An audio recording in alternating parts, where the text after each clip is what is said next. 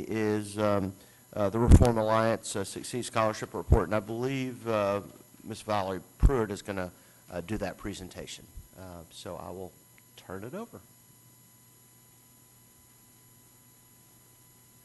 Good morning.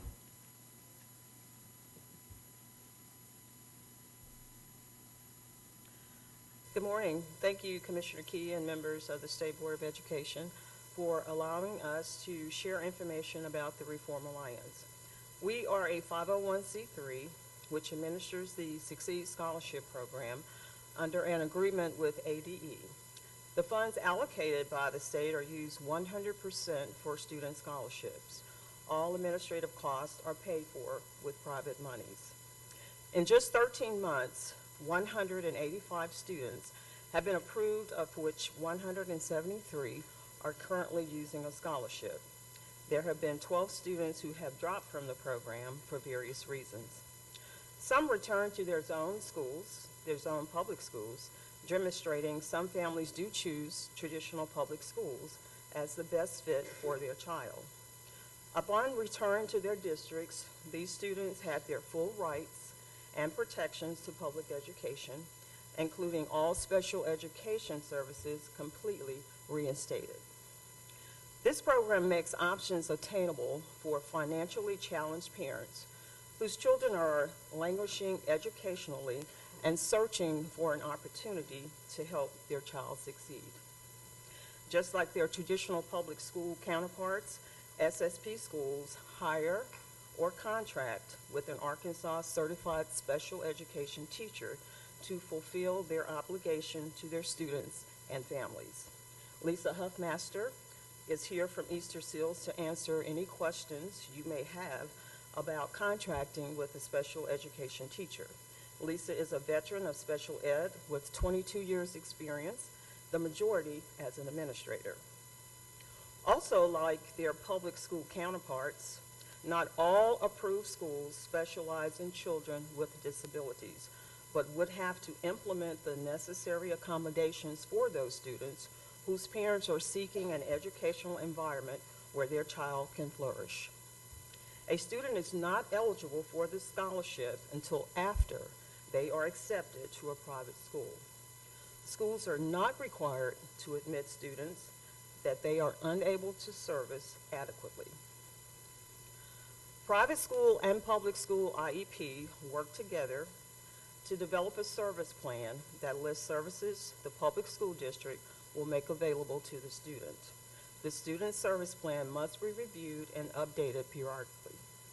With programs like this, there is always concern regarding accountability. The law specifically mandates testing for all schools who participate in the SSP. While those results are not required to be reported to the state, you can bet that this pool of parents are extremely engaged in the progress of their children. Misty Newcomb is here today. Misty is Executive Director of Prism Education Center, a SSP school, and she is here today to share data from her students' IEPs that she is willing to share with you today. We would also add that having oversight by the government at any level does not guarantee high performance or quality control, evidenced by the number of Arkansas public schools that are characterized as T or F. The best gauge of accountability and measure of success for our students are their families, who, like their teachers, have their best interests at heart, but who know them better than anyone. In January, with the assistance of the University of Arkansas Office of Education Policy, we developed a parental satisfaction survey. On the survey, 100% of the SSP parents gave an overall satisfaction rate as an 8 or higher out of 10. The average satisfaction rating with their SSP school is 9.31 compared to 5.23 in their previous traditional public school. We asked about satisfaction with specific school characteristics. 79% of SSP parents reporting being very satisfied with how their child's disability was being addressed in their current school, as compared to 7% who report being very satisfied in their previous traditional public school. This is a huge win for these Arkansas children and their families who are already dealing with financial and emotional stress of raising a child with a disability. Additionally, OEP prepared a physical impact report for the 2017-18 school year. This report measures the expected fiscal impact at the state level for the upcoming school year. OEP's report concludes that the Succeed Scholarship Program should reduce overall education spending by the ADE by at least $268,185. OEP used conservative estimates when assumptions had to be made and should be interpreted at the lower bound of net savings to Arkansas going forward. The average scholarship amount per full-year student is $6,544. This is less than the foundation amount funding amount because many private schools have tuitions that are lower than the foundation funding level. The average cost avoided per full-year student is $8,246 for a savings to Arkansas of $1,703 per child. This does not include any special education funding that the state may be providing for the student, which would be a windfall for the district. Dr. Julie Trivett is here from the U of A, and she is here to answer any questions. A common concern with school choice programs is that private schools are attracting only the students who are the least costly to educate and leave public schools the more challenging students. That is not the case with students participating in SSP. The data indicates these students would have required substantial special education resources from their public school district. In closing, we are blessed to interact on a daily basis with the parents, teachers, and administrators who want to ensure that our most vulnerable students are receiving the education they need to become successful and contributing citizens. The one-size-fits-all education system in America is ineffective and unfair. Allowing families these type of opportunities strengthen our communities, improve Arkansas's economy, and lead to a brighter future for all of us. I appreciate your time. Thank you. Thank you. And our experts are here to answer any questions if you have any further. Great. Thank you all for being here. I know that I also want to welcome Representative Bragg and Representative Wing, and I think Representative Wing wanted to make some comments as well, but let's see if there are questions on this report first. Ms. Cochran, anything? No? Ms. Newton? Ms. Oak? Ms. Wright? All right. No questions for y'all. Thank you all very much. We really appreciate you having us here. Thank you. Great. Welcome. Representative Wing?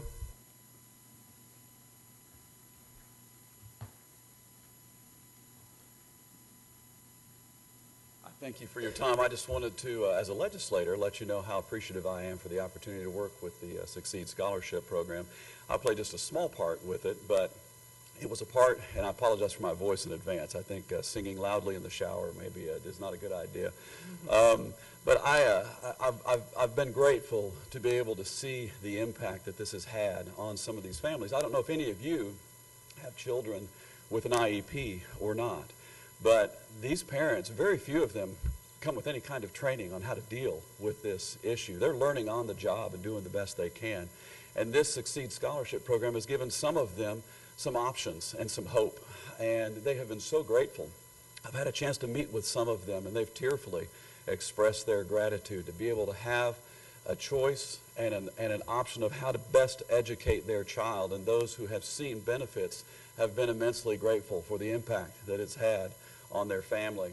You know, we've got, if my numbers are right, about 55,000 people or 55,000 children in our state have IEPs.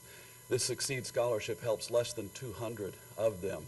But for those who have received it, they've been immensely grateful. It kind of reminds me of the story of the person who walks along the beach, and they found that the overnight tide had put about thousands and thousands of starfish on the beach, and they were all going to die. And so this person just starts grabbing the starfish one by one and throws it back into the ocean. Somebody else comes along and says, "What are you doing?" He says, "Well," explains the situation. He looks around, he says, "There's no way that you can make a difference to all of these starfish." And he picks up another one, throws it back, and says, "Well, I made a difference to that one. And we've been able to make a difference one by one, and I just want to let you know as a legislator how grateful I am for this program, for what it's been able to do for each of these kids who have had the opportunity to have their education bettered, and for the families as well. Their parents have been thrilled, and so I just wanted to let you know how much I appreciate your support on this and how grateful I am to be a part of it as well. Thank you for your time. Great. Thank you very much. All right. Any questions or comments? No, but I would like to request that the fiscal impact study not be a part of our records. We don't really deal with money. We deal directly with children, and we don't want to leave the impression that we are being influenced by the cost. Okay. Thank you, sir. Thank you. Okay. All right. Next up, Ozarks Unlimited Resource Education Service Cooperative. This is our I believe our last, Dr. Hernandez, is this our last co-op report in this first series?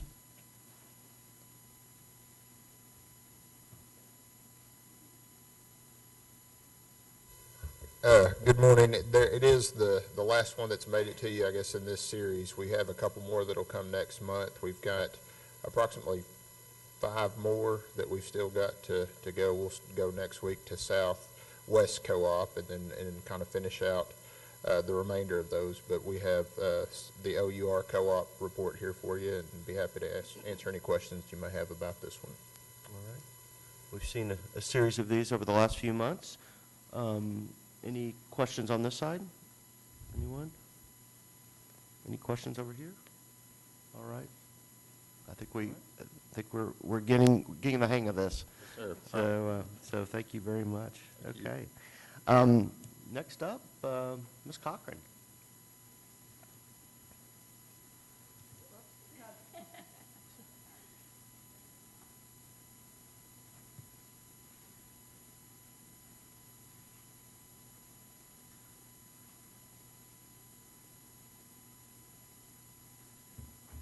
Good morning.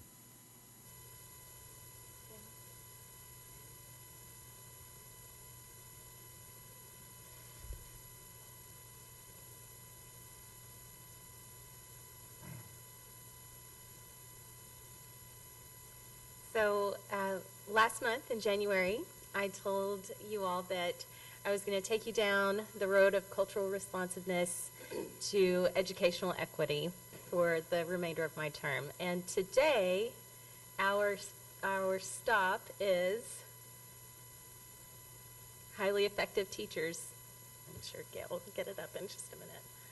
So highly effective teachers, of course, are not merely people who are experts in their content area. They're not merely those who feel the strongest calling to make a difference in children's lives.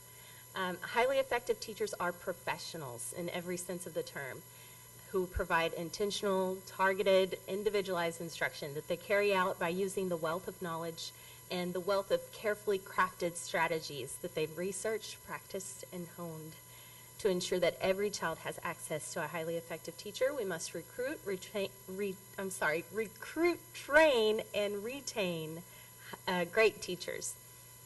So, how I am going about this is a couple of different ways. First of all, I've made it my personal goal for the rest of this semester to get into as many schools as possible that have the Teacher Cadet program, and to recruit as many new teacher cadets, because that is the key to solving our teacher shortage in our state, is growing our own teachers within their communities.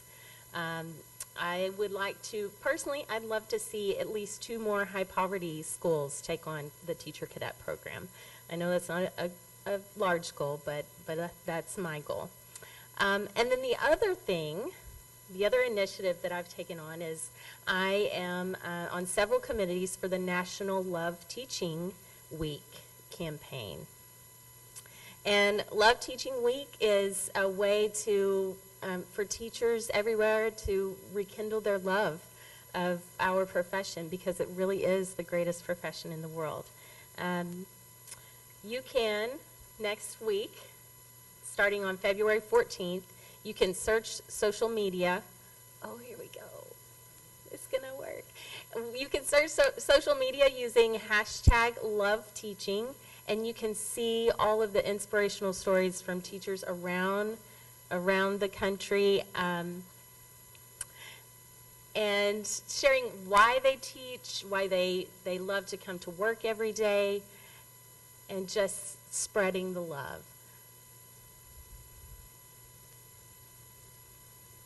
So also another thing that I'm doing is on Thursday, February 15th, I will be moderating the EduR chat. I don't know if any of you are aware of this. On Twitter, we have a statewide chat that really people from all over the country jump in on. And we talk about educational issues within our state and how they affect teachers and students here. And we're talking about love teaching on February 15th. So I would love for you all to join us and encourage these teachers, these educators who are sharing and pouring their love into the discussion. One of the committees, you can keep going. There's a website where you can see all of the things that we're doing to spread the love and to build this movement. The website is weloveteaching.org. And these are the teams that I'm on. And the big one is the Community Champions team. So this is where you come in. Like I said, you can join in on our Twitter chat, and you are champions of kids and their education, but that makes you a champion for teachers as well.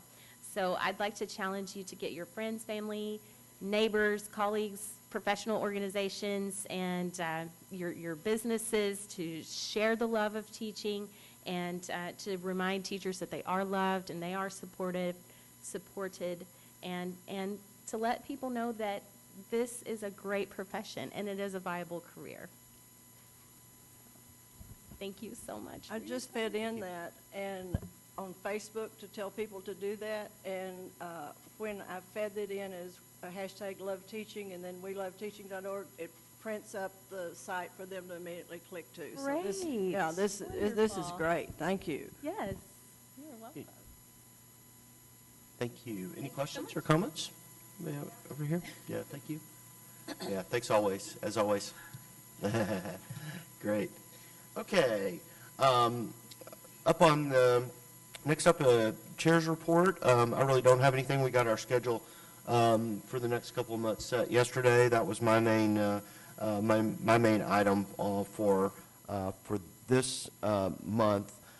With one update, I know the commissioner and I have. We're continuing to work on the Little Rock issue of bringing together folks on both sides of that debate, and we should have a fuller report next month. We have a meeting set up with a possible facilitator for some of those conversations. So that is coming. I will now turn it over to the commissioner.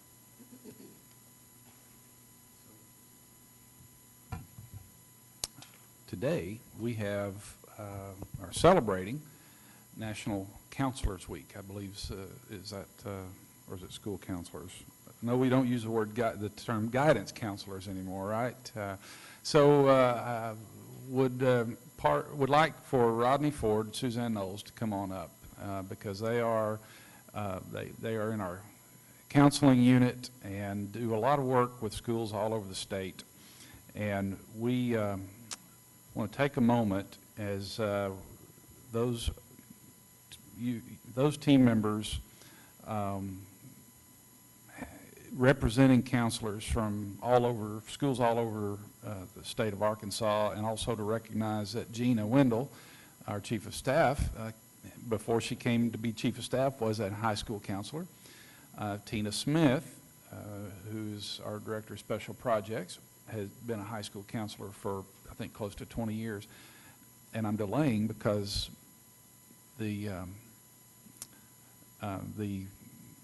link is not coming up on my computer. So I was going to read the proclamation, but the governor signed a proclamation. You may have seen the social media on it, and I don't know if y'all have a hard copy that you can bail me out.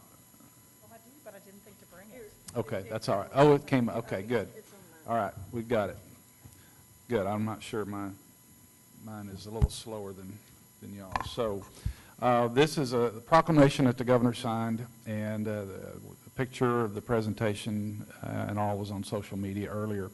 But whereas Arkansas's highest priority is to provide all our children with an excellent education, and school counselors help to maximize the learning opportunities and experiences for all students, helping to ensure that they receive the first-rate education they deserve.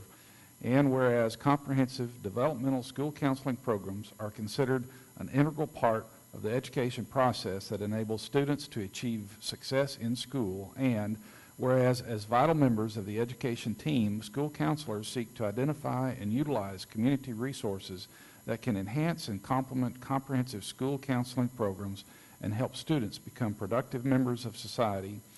And whereas the mission of school counselors is to do the best job they can for students under their guidance and care. Academic success alone isn't enough to ensure that today's students are prepared to be tomorrow's adults. There must also be focus on social, emotional development. And whereas school counselors work with teachers and other educators to help students explore their potential and set realistic goals for themselves, they also help parents develop ways to further the education, personal, and social growth of their children. Now, therefore, I, Asa Hutchinson, Governor of the State of Arkansas, by virtue of the authority vested in me by the laws and State of Arkansas, do hereby proclaim February 5th through February 9th, 2018, as National School Counseling Week in Arkansas across the state, and I encourage my fellow citizens to recognize school counselors employed in public and private schools throughout Arkansas for their significant contributions to our children's future. So, I want to personally thank Suzanne and Rodney for their dedication to the profession, not just the profession of education, but the very specialized profession of school counselors. We've really tried to do a better job of incorporating that work in our vision, in our SPM process, our strategic process, as we are putting out more information about Essa, that notion of meaningful stakeholder engagement, student success plans, all of these things that we are working with our schools to do. These two folks are right in the middle of it, and working with teams, working to involve teachers and counselors from all over the state. So I express specific thanks to you all, and then more broadly, thanks to all the school counselors across the state for their very difficult work. And my high school guidance counselor, Mrs. Frances McGill, who's probably not watching, but she is retired now and living here in Little Rock, mother of Rob McGill, who we've seen here before, who's the superintendent at the Maumelle Charter School. And I have fond memories of our interactions with Mrs. McGill during my 10th, 11th, and 12th grade years. So thank you, and I don't know if y'all want to say anything in response or in celebration, but this would be your opportunity, Suzanne. I'm really just going to say thank you for reading the proclamation. I know it's quite a mouthful, although I do believe it's all true. I think school counselors can make a big impact on the success of our kids, and the comprehensive school counseling program is really the way to go. But I wanted to thank you personally for the support that you've given us in school counseling as well, and the state board, as well. Yeah. I think I said as well twice, but Yeah. All right. thank you.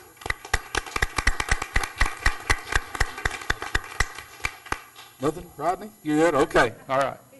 Yeah. Thank you all very much. Thanks for being here this morning. One last thing, that this was the big part of my report, but I just wanted to really, it goes back to what Courtney was saying and the work that she's doing, and then the work that Jeff Dyer and the team, we had a fantastic Impacting Tomorrow Summit at UCA. I'm not sure what the final count was, but I know we were expecting between 450 and 500 students. When we were there in the morning, some of the buses hadn't arrived yet, but the participation was just off the charts. The participation from our higher ed partners was tremendous. And so I'm just going to let y'all know, you know, we've been talking about, and Dr. Pfeffer and I just, she really pushed me, and I agree with her. That was the last time I'm ever going to talk about the decline.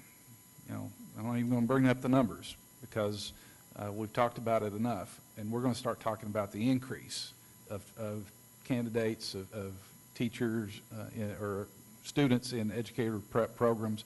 And it's because of the work, people like Courtney, people like Jeff, the whole team that's out there really promoting it, and our tighter partnership with our higher education partners. I think that is making a huge difference in letting our students know education is a great option, and we're changing the narrative. So help us continue to change that narrative with respect to the future of the teaching profession. We think it's very bright, and we're going to keep pushing with a positive message.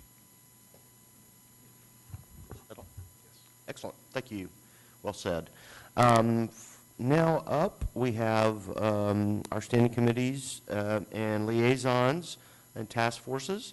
And why don't we start with the task forces first? We'll start with the school discipline task force. Dr. Hill or? I'm going to actually ask the commissioner, because he kind of brought it to, he kind of moderated this discussion this weekend, and I think you can be specific to the point of what we're trying to get accomplished. You know, when you talk about school discipline, depending on what end of the spectrum, you know, the educational spectrum you come from,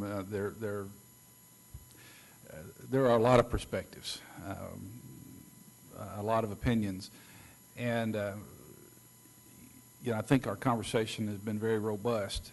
What I think, you know, my goal is to try to bring us to some common points where we all agree. One of those that we identified yesterday was the zero tolerance policy, or, you know, the zero tolerance policy that is in law that really restricts what superintendents can do when it comes to certain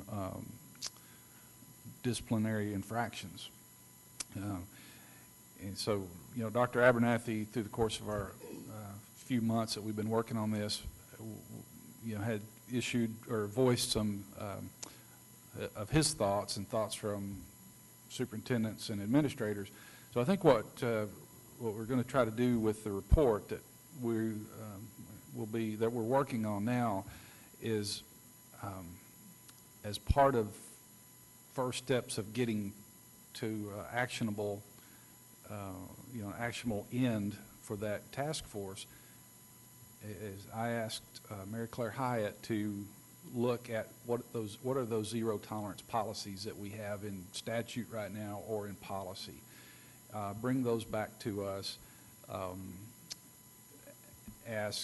Also asked Ms. Lamb, we're going to have some conversations. Something she brought up was the fact that in our ALEs, we need to look at how do we strengthen reading instruction, because a lot of the reasons that they can identify those students are in those programs is because they have weak reading skills. And so, you know, what are we doing to help provide those teachers in ALE with a better foundation for meeting those gaps?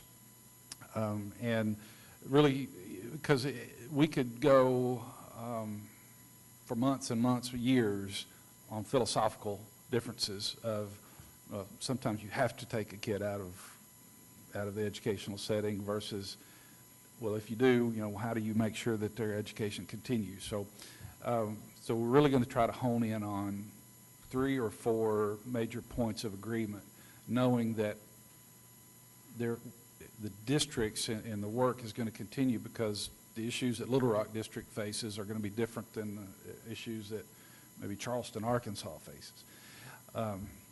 So really to get to that point where we can bring y'all back something that's, that we can all move forward and say, yeah, all the members agree with this, knowing that there are continued conversations that are going to be necessary on some of these other issues. So did I capture it well enough? And that's a great point, because we all come from different environments and we all have different perspectives. And I know Doug made a mention to his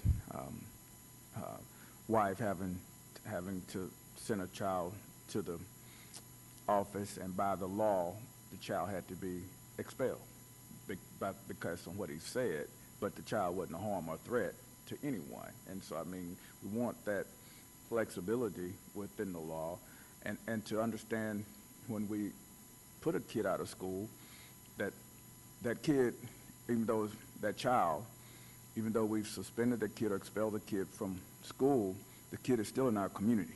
And understand, I mean, it's not out of sight, out of mind. A dropout or a kid out of school will drop in someplace, and oftentimes if doesn't have the parents at home, and the load that's putting on a single parent, oftentimes sending the kid home, that parent on an hourly wage, got a lot of things now upset with the child, and because the child's been expended. And so a lot of times that kid is acting out of behavior, and we're suspending the kid for some environmental things, and we're actually sending that kid back to the same environment that's caused for him to be, he or she to behave that way.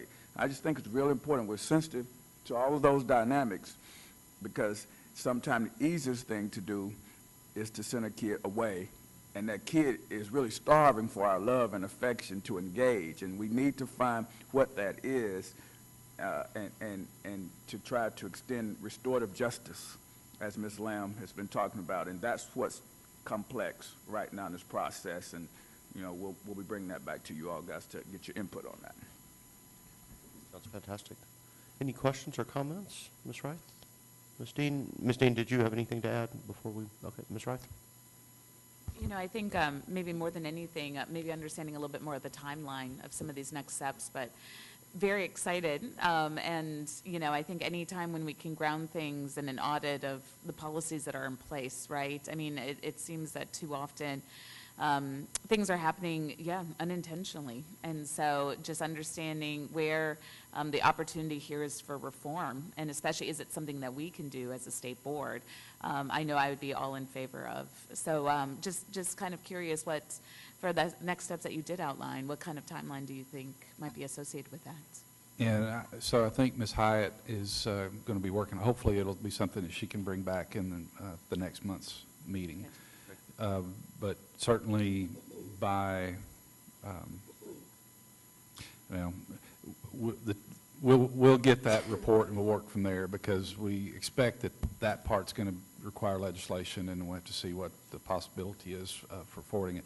You know, the one thing we want to make sure is that if legislation proposals do come from this, that they are proposals that everyone can get behind. And just the feedback we've been getting, this notion of zero tolerance is one that needs a relook. Folks from all over the state, and Dr. Abernathy agreed. So that's probably the first concrete item that you'll see a result from, and within the next couple of months. Thank you. Hey, Ms. Hook, anything? Any? Okay. Ms. Newton? Questions on, are you asking for questions on discipline? Is that what you're asking? Yeah, on discipline. Okay. Ms. Cochran, anything on discipline? I'm just really excited to hear that this discussion of zero tolerance is happening. As a teacher, I don't even like the word discipline. There aren't discipline issues in my classroom. There are hunger issues and abuse issues and mental health issues. And restorative practices are going to be key to breaking down the school to prison pipeline. So I just love this. Yeah. I just want to voice my appreciation for y'all's work to date. And I think it really is a tremendous example of the kind of leadership the state board can have in terms of moving conversations about complex issues, because we have a little more time to think and study and partner with with other organizations, and I think this is a really good model going forward, as is the Family Engagement Task Force. I think this is how the State Board really does need to do its work and be a leader on some of these big issues.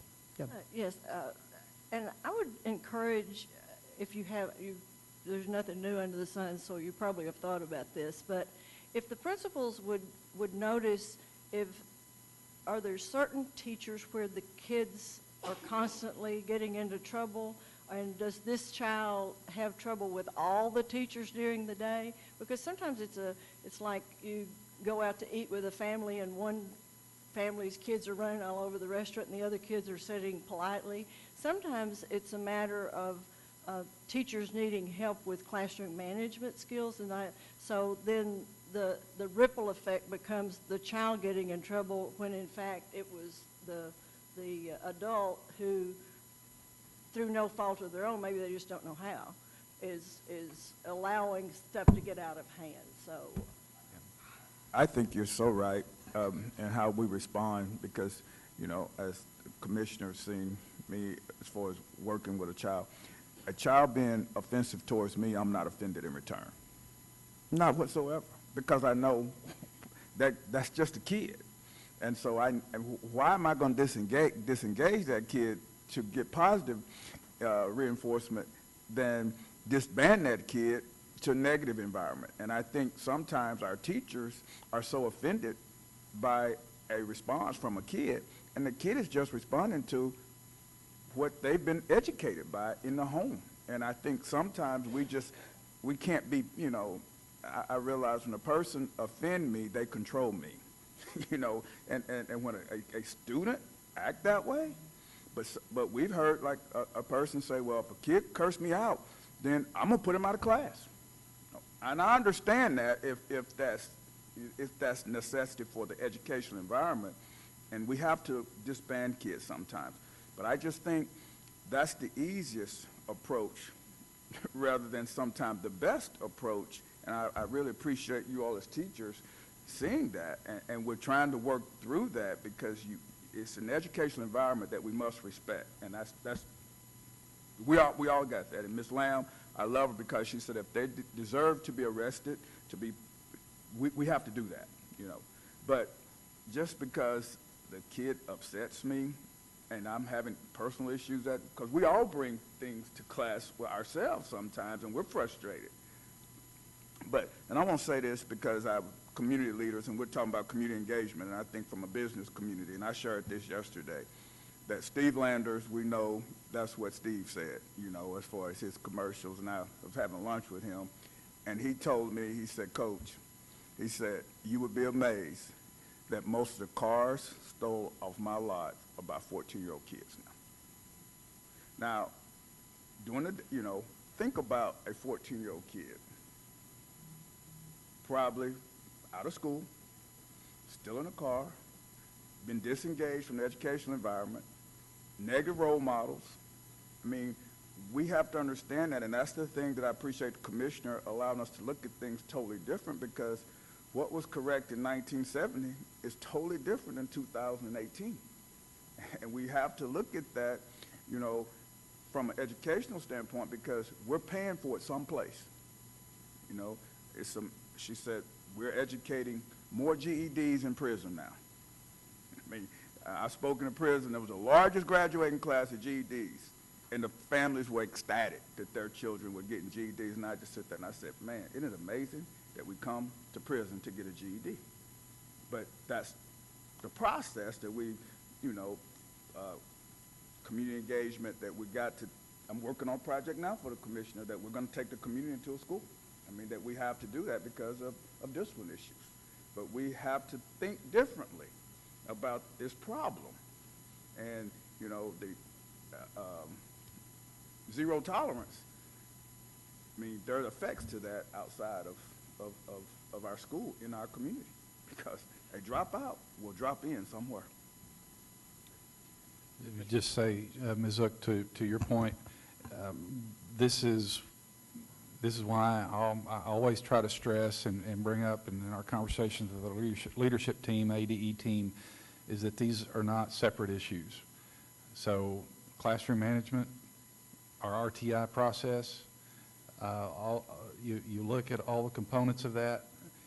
You look at the number of teachers that leave within the first 3 to 5 years of being a teacher, where maybe they never get to the point where they know how to they're not optimal in their classroom management, which then moves down our overall teaching experience, and it goes back to having those effective teachers in the classroom. Are we equitable? Are we have equitable access for all students? All these things interlink, and so it may sound to the general public like we're working on these things all in separate silos. Maybe we did at one time. We can't now because they're all connected, and you know, so before, Dr. Hill, before anybody goes out there thinking that we're going to change things up now to let people, you know, let kids bring guns, and we're going to replace zero tolerance with, oh, anything goes in the wild, wild west. When you talk about zero tolerance, it's what does the law say you must do in response to that, and it's very strict. So we have to look at giving more flexibility to looking at this situation. You know, if a student says, if I had a gun, I would shoot you, and that student's in the 2nd grade, the law says you must do certain things. Those are the types of things so, you know, the public that might be out there listening to this, it's our response to those situations, not saying we're going to remove discipline out of the classroom at all. So, you know, I just want to make that clarification. Good. Well, we look forward to the next couple of months from y'all's work. Next up, family engagement. Ms. Wright, Ms. Dean. Thank you, and I'll get us started. But since I see her head in a computer, I'm going to give a warning already to Megan that I'll be calling her up as well to add to this, because I know, and I think part of what I'm so excited to report to the State Board is to see how both Megan and Kim, how this was a shining moment for them and their hard work. And so I want you all to also be able to directly hear from Megan as part of this process. So yesterday, or I guess better said the day before yesterday, in Pine Bluff, represented an important milestone for us on the task force. As you all know, we started off this process very much with a desire to think and have a frame for this conversation, and then we're just landed that wonderful, wonderful gift of Arkansas being selected to be one of 14 states to help develop these standards, and that really has given a lot of backbone to the process.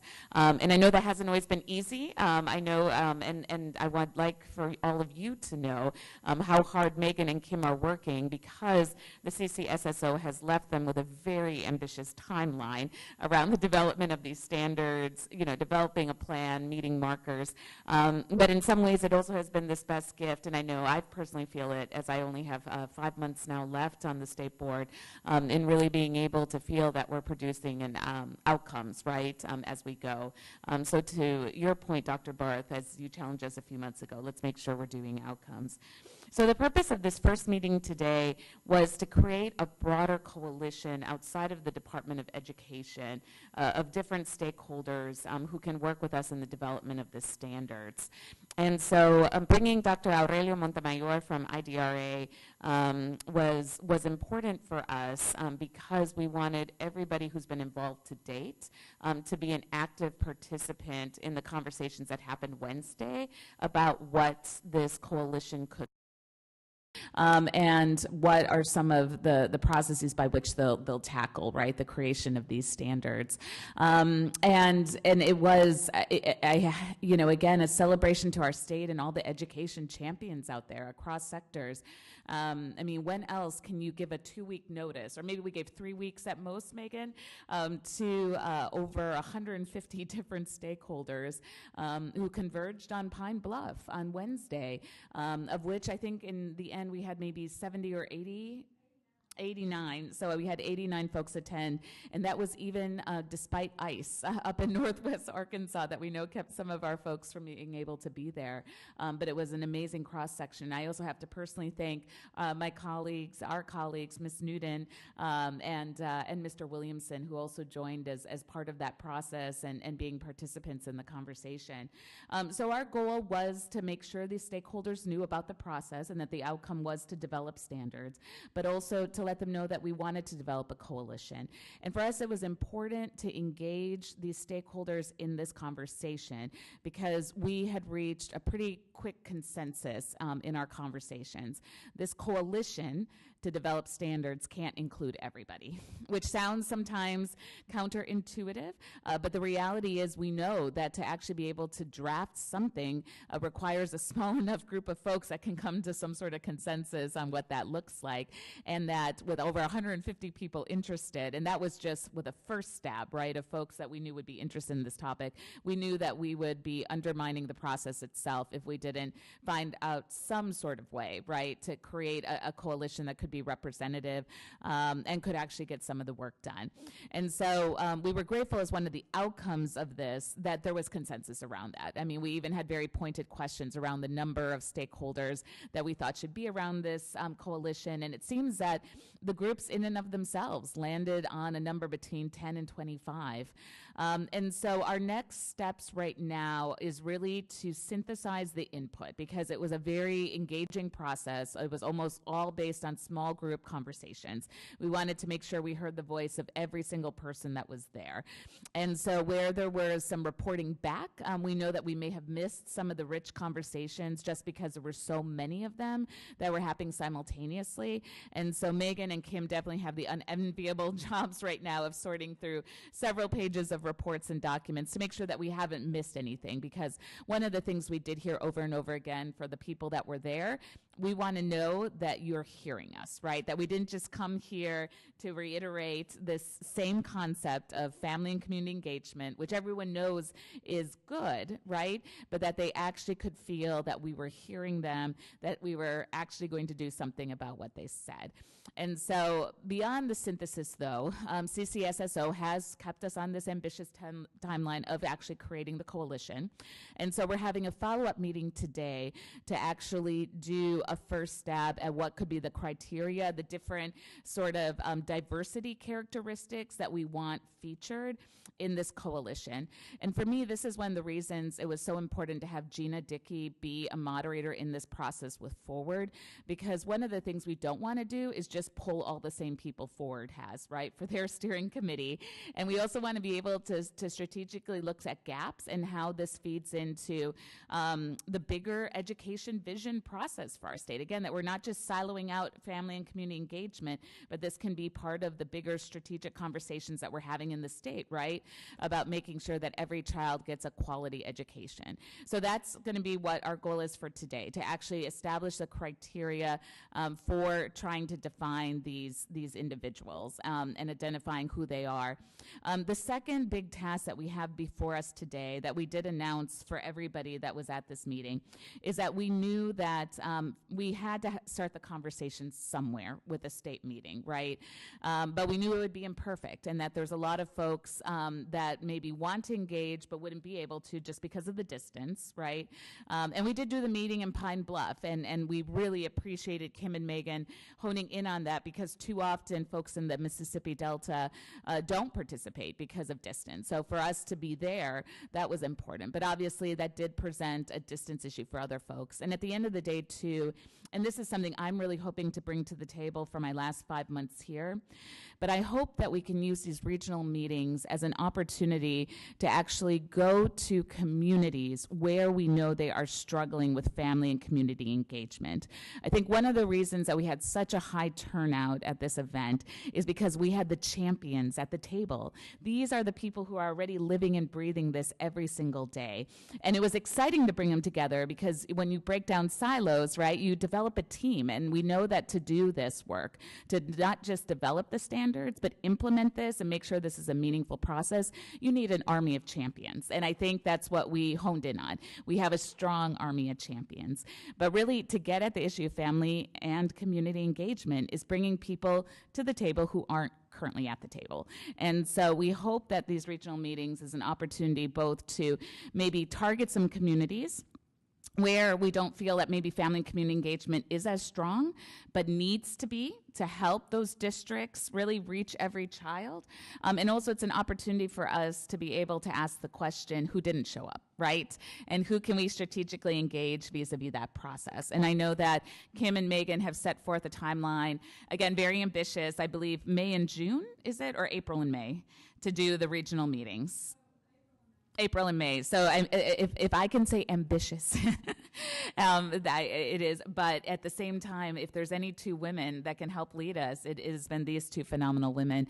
And so right now, as I turn it over to Megan, I would just be remiss in not thanking our commissioner once again. At the end of the day, I think for any of us who've worked on coalitions before or aspired on some of these visionary conversations, we know that we need people that can actually do this, right? And you can only ask volunteers to do so much. Commissioner, what you did in creating positions, right?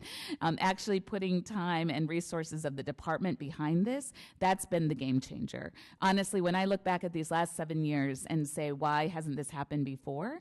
It's because of not having these resources. We have these visions, but sometimes you actually got to put the money behind it. And I just can't express how much I touted your leadership down there in Pine Bluff, and I look forward to continuing to do so because it really is, I think, what's going to make us as Arkansas not just help our state, but help lead the nation, I think, in what's a really important conversation to be had. And I'm grateful that CCSSO in their own right is investing in states like ours to be able to do this. So by next month, when we're, and like I said, that's why I was pretty strict of even with our trip in El Dorado, we need to have these task force meetings because Megan and Kim, we want to make sure they're supported every step of the way with this. But by next month, we will be able to report back on the criteria for that coalition. I know Kim has set forth a goal of by March 1st, actually maybe even starting to identify some coalition members. So we'll be able to talk about that. And then also at that next meeting that we have, we'll hopefully be able to tell you a little bit more about these regional meetings and when they take place. And for my colleagues who weren't able to attend, we understand we asked so much of your time already, but in these regional meetings, if you have the opportunity to join, we do think that your presence makes a huge difference. And I know how much it meant to people in the room to know that the state board was there, that was sitting amongst the table, that was actively accompanying the process. And so heard really great feedback. So those are the things I wanted to highlight for my colleagues. But Megan, I want to give you a chance too, because I know there was just so many times, what brought me the most joy was seeing how happy Megan and Kim were, and that they kept coming out and they're like, I'm crying. I'm like, I'm so emotional in this moment. And it's just to feel the department owning this at every level. That is, I can't, again, emphasize enough, that's the game changer. That's what's going to make this possible. So Megan. Well, Megan Abels, Public Information Manager. Yes, the day was very inspiring to be in a room with people who have the same vision and mission that you do, and our team has become very passionate. And over we keep saying there are two main things that we're focusing on. Number one, this process must be a model for our districts and our schools. So everything that we do at the end of the day, we want our districts to be able to look at our process of how we did this statewide and use it as a model to help them do it successfully in their schools. And number two, we're trying to change the conversation of, instead of bringing people into our schools to grow our schools, we're also trying to grow our communities and grow our families. So it's not just a one-way growth anymore, it's growing everyone surrounding the hub, which is the school. So it was a really great day. I'd love to share with you more, to hear some of these parents that were in the room that were like, our voices are being heard today, and they felt so empowered.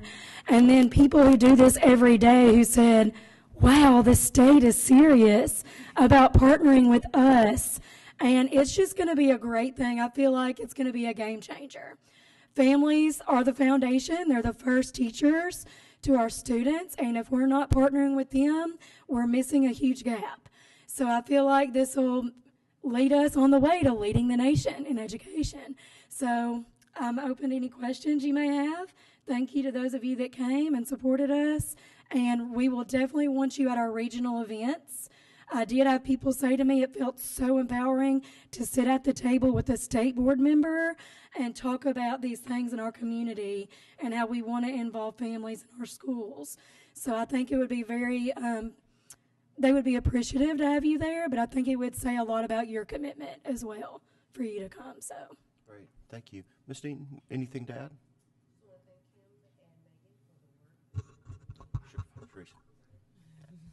Well, I thank Kim and Megan for the work that they've done. I'm looking forward to the debriefing this afternoon, and just look forward to the opportunity of parents getting that voice that's been missing for so long.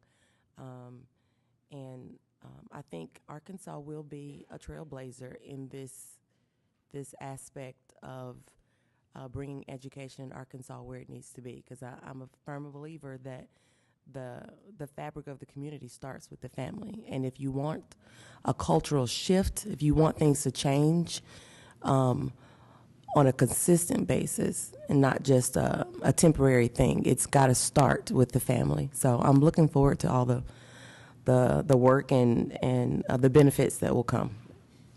Great, thanks. Ms. Hook? I know you had at least one of the Community Advisory Board members from the Little Rock School District there, and I wondered if y'all were actually sending invitations to school board members, PTA people, and VIPS coordinators for those districts, because they know a lot of people, more than we can all know in those individual districts. And since we talked a lot this morning about the school boards and the community involvement on the other projects, maybe, I know that you probably don't have rooms to take care of, but it would be a nice problem to have if you ran out of space, right? Well, we really plan on utilizing the experts in the communities as we plan these regional events. So they know their community, their traditions, what's important for their schools, and we really want to use their knowledge base to help us have successful regional events. So, yes. Anyone over here? Mr. Black? Just, you're the right person at the right time, doing the right job. You are, and we're all proud of you. Thank you. Thank you, Mr. Black. Ms. Chambers? It's so exciting to hear good things, and family is core to all the good that we want for the state and for our children. So this is so exciting. Thank you for giving us the opportunity as the state board to participate. And if, Megan, if you can make sure that we get dates as soon as they're Yes, set ma'am. so that we can participate and show our support for this important initiative, that's a gift to us. Thank you. Absolutely. Our very last meeting, we want to have centrally, so we want to end in the center of the state. So hopefully maybe you all can come to two, one that's centrally. Maybe we can time frame that around a board meeting where it would be convenient for those of you that travel, but also a regional one close to where you live. So. Great. Dr. Hill? Keep up the good work. I just read in the business page this morning that Twitter has now shown a profit, and I think you're the reason why you're tweeting everywhere. Okay, Dr. Pitts. I've got to get over laughing, so just hang on a second. I was blessed to be able to attend this week because just see that many people focused and engaged in a common purpose. And it's not easy to do. If you've ever led a group of adults, it's much harder to lead those and keep them on task than it is students. And 89 people completely focused on the task and engaged in the task and passionate about the task. Oh, yeah. That wasn't an easy thing to do, and it showed your preparation, it showed your leadership, and I am looking forward to the results that are going to come from this. So great job. Great. Ms. Cochran?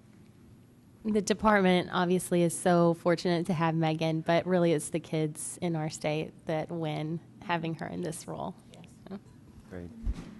it's easy to do your job when you're passionate about what you do, so, but thank all of you, so. Right. Well, I think this is a, great example of partnership, not just between this board and the staff, but then also, NASB has been helpful, and CCSSO, and the way in which those national organizations partnering together here in Arkansas, I think is a really good example that we need to hold up and use as a model. We were very thankful to Forward Arkansas for actually providing the food on Wednesday, and Mr. Aurelio Montemayor for coming and being a facilitator, and this is what he knows and does. He's family engagement all over the nation. So we really have used him as a resource, and we do appreciate it. So. That's great. That's great.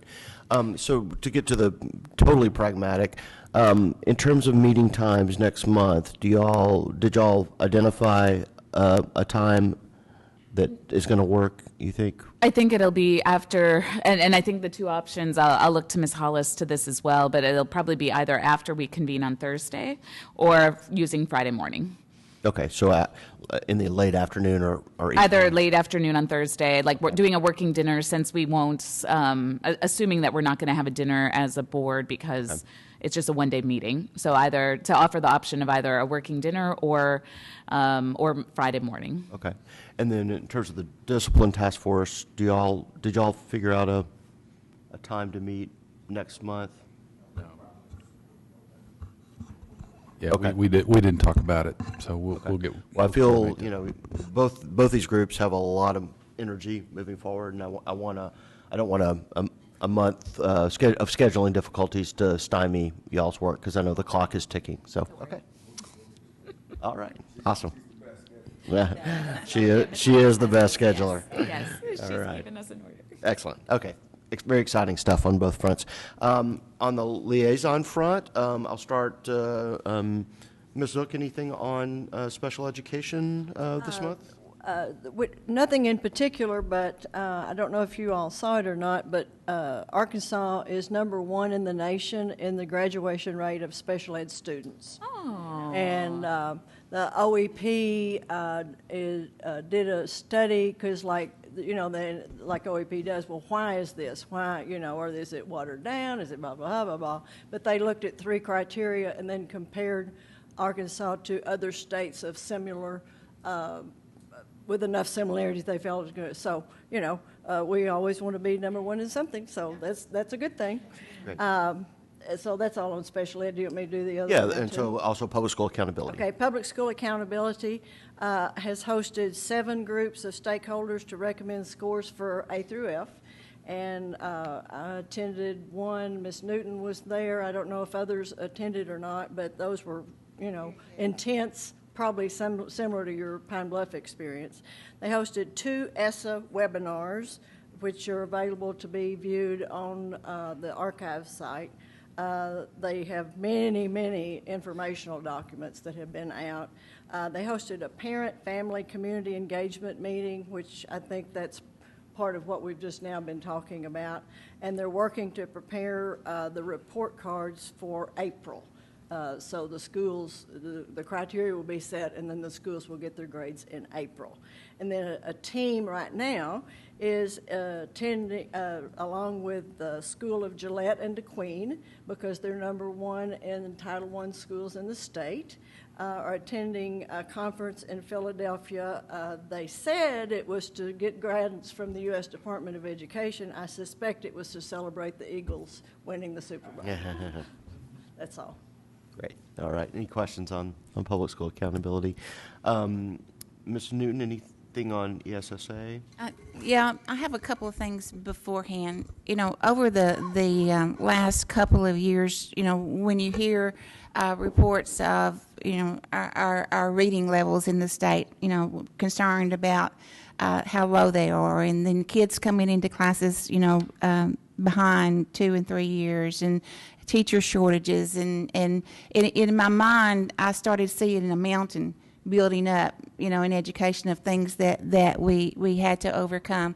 But this week, some of the things that I've attended, the family engagement, and then we had a celebration in our our county, my local county, to y'all it's going to seem small, but 9 little libraries put in places in our county, which actually covered our county very well, and just in hearing the things on discipline. And so in my mind, I'm seeing all of us working together with little tiny hammers on my mountain. And to me, in research, you know, when you read and you study, there comes a point where it's called a tipping point, where things are changing for the positive. My granddaughter went to the Impacting Tomorrow conference, and she came back just bubbling over with things. And all of us working together with our little hammers, I think we've reached the tipping point. I really think that we are moving positively, and our mountain is getting a whole lot smaller. And so I am just thrilled with what we are doing in Arkansas for kids. You know, and Courtney, you said it very well. You know, our kids are the ones that are benefiting from all of these things, and it's not silos anymore. It's not all of us working separately on the issues. It's all of us working together. And so I am just thrilled to see what's happening in Arkansas in education, because we're moving in the right direction. And so I want to thank the team, the ADE team, and all of you that are working so hard. You're doing excellent work. So thank you for what you're doing. And one other thing that I have an opportunity to serve on a committee with the Leadership Academy, and as we're thinking about Essa, I just have some, you know, because I don't have a history of a lot of what a lot of y'all have, and I think it gives us an opportunity as we start implementing the things from Essa. Could we find out more about what the role of the Leadership Academy is? Could we find out a little bit more about maybe the purpose and how things work and how it might fit into what we're doing? Because I think there's a real opportunity there for us to, you know, because our plan is pretty big and ambitious, and I think that might be a source that we could use. And so, Commissioner, is there some way that we could check into a little bit more how we might look at the function and procedures of the leadership and how we might work together? Yes, I think we can. Just for those of you that may not have heard, Mr. David Cook, yes, the current director, had announced last week, I think, his pending retirement. Yes. So, you know, as we are getting ready to see maybe a change of leadership there in that organization, it's good timing for us to review what they do and kind of their genesis and that sort of thing. So I'll get the team looking into that, and we'll bring back a report. And probably, I think we could probably get that to you for March when we're back here, not the Wednesday at El Dorado, but Thursday. we're back here on business since we're not doing Friday, and we'll just tag that on at the end. Okay. And I don't want to skip over that. I would really love to congratulate Mr. Cook on his retirement and thank him for his service, because he's done an outstanding job in leading the Leadership Academy. And so I really want to congratulate him on that. And I think, and you know, that may be appropriate sometime between now and end of July when he, yes, or end of June when he's fully retired, we might ask him to come so we can acknowledge his service, yes, his years as educator, superintendent, co-op director, leader, executive director, Leadership Academy. He's done a lot serving in the legislature, so we'll work on putting that together too. Yeah. Yes, thank you. On the Essa front itself, and Commissioner may have more to add to this, Ms. Zook did a great job of kind of outlining what is going on, but implementation is going on right now.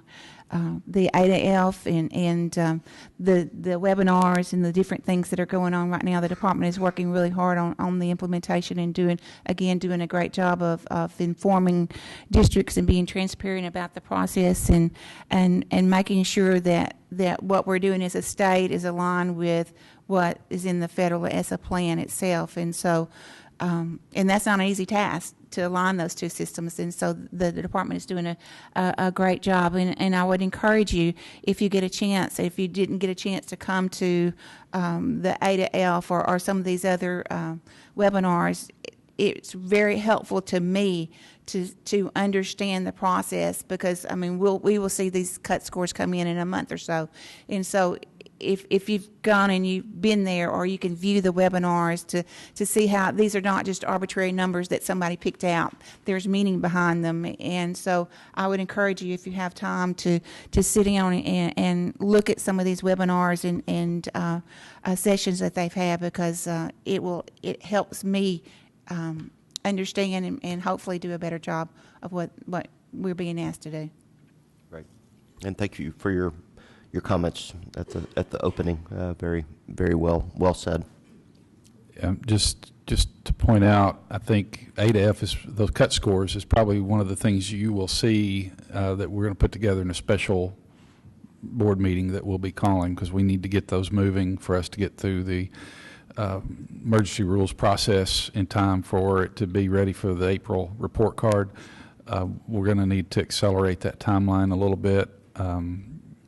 I know doing emergency rules is not preferred, but in this case, when we didn't get approval on Essa till January 18th, and that gives us 3 months, and the rules process takes probably twice that if we were going to do regular promulgation. So that's one of the things, in addition to the national board rules, that we'll be contacting you all, scheduling for a telephone special meeting before the next regular meeting. And Ms. Newton asked if I had any comments on the Essa, just so you can know that we are transitioning. We had Essa planning meetings regularly at the department every 2 weeks, and now we're transitioning to Essa communication and implementation meetings.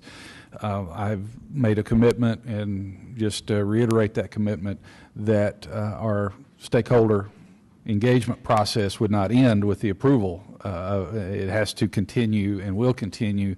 So the steering committee, all of those working groups that we'd established around the state, looking for other opportunities to pull more people in, because as we communicate the new methods of measuring success for schools under Essa, and getting feedback so that we can get it, make plans to make it even better, that requires ongoing conversation. And just know that if you get asked questions, hey, what's the department doing? We're continuing to put out information, continuing to put out tutorials and videos and informational documents. So direct them to our website, and they should be able to see what that information flow is going to be and continue to be as we implement over the next several months. Ms. Hook? Yes, I think it's also important for us to realize, us as a board, that the A to F is legislation. It wasn't something that Essa or anybody else thought up. And the department has done an excellent job of inviting, these 7 meetings that they've had with anywhere from 50 to 150 people at them, and getting input from stakeholders. So it hasn't been arbitrary. It hasn't been without lots and lots of input, because there are still districts who are vehemently opposed to the A to F grade. Rightly or wrongly, we are given the task, ADE is given the task by the legislature to implement this in a way, because they believe that parents and communities want to know information about their school, and then providing information to the school to help people understand what the grade means. But you very likely will be getting emails or conversations and pushback. So I just want us all to realize we didn't think this up, but it's our job to make sure and support the department in understanding we made the best of the pie that we were given. And and ADE and Ms. Kaufman and her group have just done an excellent job in those meetings. Okay. Anything on human resources, Ms. Chambers? No, I would say to Ms. Newton, unfortunately, I did not use my little hammer very effectively this month to contribute. But I do want to add a sentiment to what you had said. It does feel like we're getting momentum.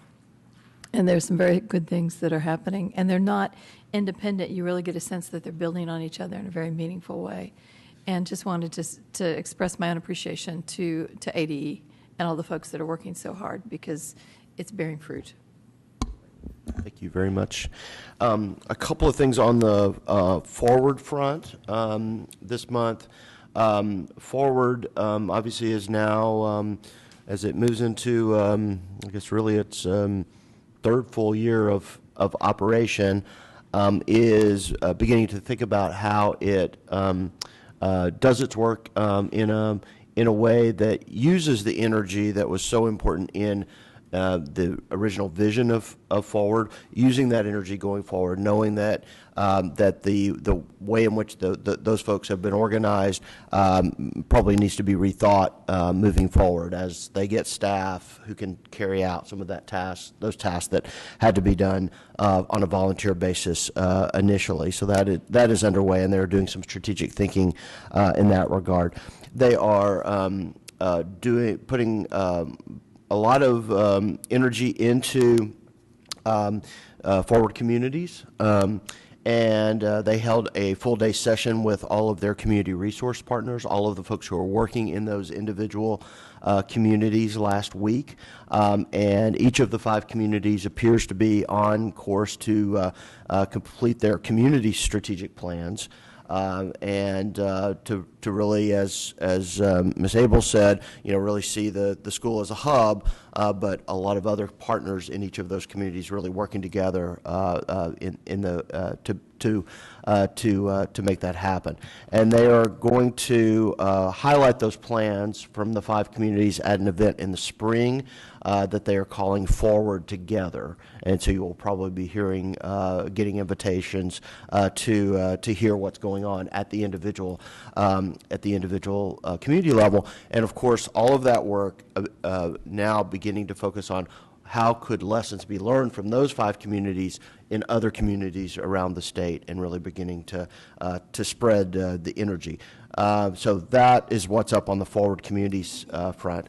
The third thing is that they are beginning the work of planning 2 events for the fall. One is a data conference, and the other is a policy summit. And the data conference is really going to try to bring together all of those folks who use data in decision making, bringing them into the same room so that there can be real thought about how educational data systems and related data systems can be brought together to help strengthen their quality and really create better knowledge about what's working and what's not working. And then on the policy summit, that is envisioned as a convening of community leaders and policymakers ahead of next year's legislative session, really thinking about what needs to be done to allow this work to really continue to propel forward in the years ahead. And so that's kind of what's up on the Forward front. Questions there? Okay. And then on the Nasbe front, finally, our Nasbe Liaison, Ms. Reith. All right. If I could react, though, to one thing you said, Mr. Chair, with the data conference, if I could humbly recommend, whether it was one of the speakers or partners that NASB engaged in our last conference in Atlanta, just because I thought they did such a great job, not just in understanding the data, but how we talk about it. And I know it's something I shared, and I felt so strongly about it. I shared it with my colleagues on the family and community engagement, but too often, especially when we talk about subgroups, right, whether it's special education, English language learners, when we look at free and reduced lunch, or even when we start talking about race and ethnicity, we're talking about these things things that actually are really encouraging and re-emphasizing sort of this deficit model, right, of like, of pointing out, and I think it really came up really well today, right? Like, we're pointing out things from a negative standpoint versus talking about successes or aspirations or what's possible. And it was one of the first times I had heard at the Nasbe conference where they talked about, you know, presenting data, and then this conversation now, right, it's about everyone having data. But they were giving an example of presenting data to a group of predominantly African-American families. And they were just like, well, why are you pointing out black people as being the ones that are having the lowest numbers, right, of achievement scores? It makes it sound like we're not educated, or it doesn't sound like we're capable, right? And it's just, here we thought they were, you know, presenting the information with an idea of empowering, but instead the community felt like that they were being called out in a negative way, right? And in a way that doesn't let them get excited or be able to aspire to greater things. So it's not, and especially in this moment right now, right, where there's so much data out there, we have to also think about not just, you know, synthesizing this data, but how we communicate it, and doing it, again, always from an asset model versus a deficit model, right? And I think we just have to be so cautious about that here in Arkansas. And I would hope that Forward, if they're going to spend a conference on that, really can help highlight that, because I don't think that conversation's happening enough here in our state. And I'll certainly take that back. Thank you. Thank you. So, and this will also close the loop on my updates from the task force. But I did want to give assurances to all my colleagues that we will spend down the last of the Nasbe grant, the deeper learning grant that facilitated this process. We thought we would expend a good chunk of it on this specific luncheon, but Ford offered to pay, and we weren't going to say no to Ford paying for our lunch at the family engagement. So some of the thoughts of how we might use it, and that's kind of what we'll talk about today, as well as for the regional meetings, or also as well some continued support and facilitation by Mr. Montemayor, the IDRA, especially for getting the coalition started. But and for our chair to know, I've asked for a meeting at Nasbe to talk about close out of that grant, because it does have to be expended by the time I roll off the state board. And so to be able to make sure that we've connected the whole process, and that they both have the reporting that they need from us, but then also that everyone has the assurances that we've used that money towards the ends of the goal before I'm done. So just to let everyone know that we do plan to expend those resources tied to this. And then with Nasbe, the main thing I hope all of you have received has been the invitation to the legislative conference, March 4th through 6th. I do hope as many of you that are able to do avail yourself of this. Again, these are really conferences that hone in on some of these big trends, right, and conversations happening at the national level. And sometimes, as I gave with the example of data, right, things that sometimes we overlook. I know I've learned so much through the process. I'm grateful that I'll have one final time to attend, but I hope that others will consider doing so, and also consider possibly taking on the liaison role vis-a-vis that I know I've taken for these last couple of years. But I do feel we've benefited a lot as a state, and I hope that some of you will help us continue. And plus, Dr. Barth, no longer chair, but now past chair, and still very much a leader on that board. And so I think there's some opportunities and some openings here for some Arkansas leadership in some other spaces. And so looking forward to that. The one logistics note I will end with, and I don't know, Mr. Chair, if you ran into this as well, but I know I'm going to fly back late the 6th, and the 7th is when we leave for El Dorado. So I guess I would just respectfully ask, as Ms. Hollis and Mr. Williamson think of it, maybe if we don't start so early on the 7th, just because I think some of us will be flying back the 6th pretty late from Washington, D.C. from that conference. So.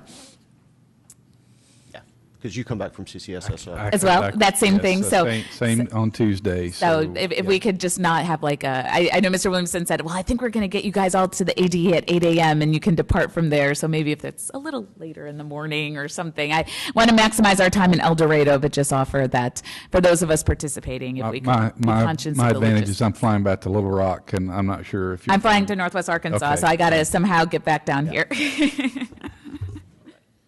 Okay, any other business to come before us?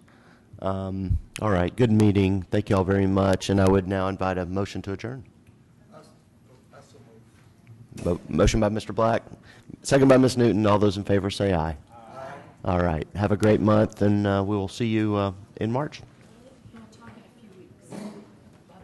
Yes, actually, we'll hear each other's voices on the phone at a special meeting between now and then, which may be in February or may be in March.